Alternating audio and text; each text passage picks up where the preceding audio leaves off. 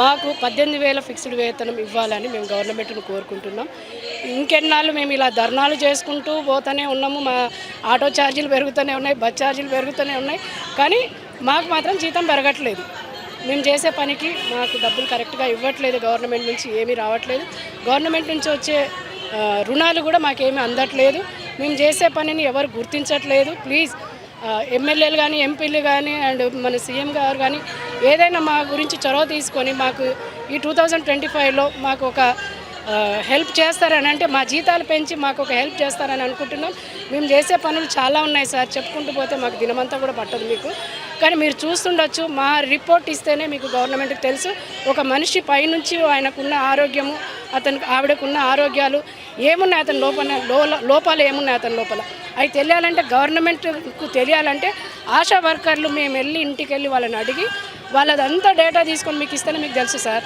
అప్పటి వరకు మీకు డాక్టర్లు ఇచ్చో, నర్సులు ఇచ్చో, లేకపోతే పై అధికారులు ఇచ్చో కాదు, మేము చేసిన పని మీకు అక్కడికి రిపోర్ట్ వస్తుంది. కానీ మమ్మల్ని ఎవరు గుర్తించట్లేదండి. మేము ఆశా వర్కర్లం అంటే ఏదో అక్కడక్కడ భూమిని ఎలా తొక్కేస్తున్నారో అంతకంటే ఘోరంగా మమ్మల్ని తొక్కేస్తున్నారు. మేము చేసే పనులు ఎవరు గుర్తించట్లేదండి.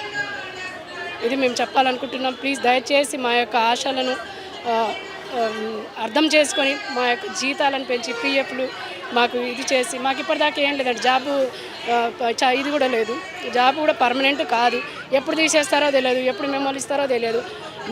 డాక్టర్లు అంతకే ఉన్నారు, సిస్టర్లు అందరికీ ఉన్నారు, డిఎంహెచ్ఓ సార్ కూడా చేస్తాం మీకు పెంచుతాం. కానీ ఒక జిరాక్స్ పేపర్ కూడా ఇవ్వరండి మాకు సర్వేలంటే. మా సొంత డబ్బులతో మేము పెట్టుకొని, మా సొంత రికార్డులు మేము పెట్టుకొని మేము పనులు చేస్తున్నాం. ఒక్కొక్క రికార్డు 200, 500, 300. ఒక్కొక్క జిరాక్స్ తీసుకోవాలంటే 3 రూపాయలు, 4 రూపాయలు ఒక్కొక్క దగ్గర అంతుంది. ఒక పెన్ను కొనాలన్నా 5 రూపాయలు, 10 రూపాయలు. మరి మీరు ఇచ్చే జీతం ఎంత అండి? 9,250 రూపాయల కోసము మేము నెలంతా కష్టపడుతున్నాం. మరి మేము ఫుడ్ ఎక్కడి నుంచి తినాలి, మీ రికార్డులు ఎక్కడి నుంచి తేవాలి, మీకు సర్వేలు ఎక్కడి నుంచి చేయాలి? మొన్న ప్రభుత్వ సర్వే చేయించారు, 10,000 ఇస్తామమ్మా మీరు చేయండి, 15 రోజులలో ఒక 5,000 వేస్తాం, అంతవరకు చేయండి, తర్వాత ఇంకో 5,000 వేస్తామన్నారు. ఆ 5,000 నా 10,000 సార్.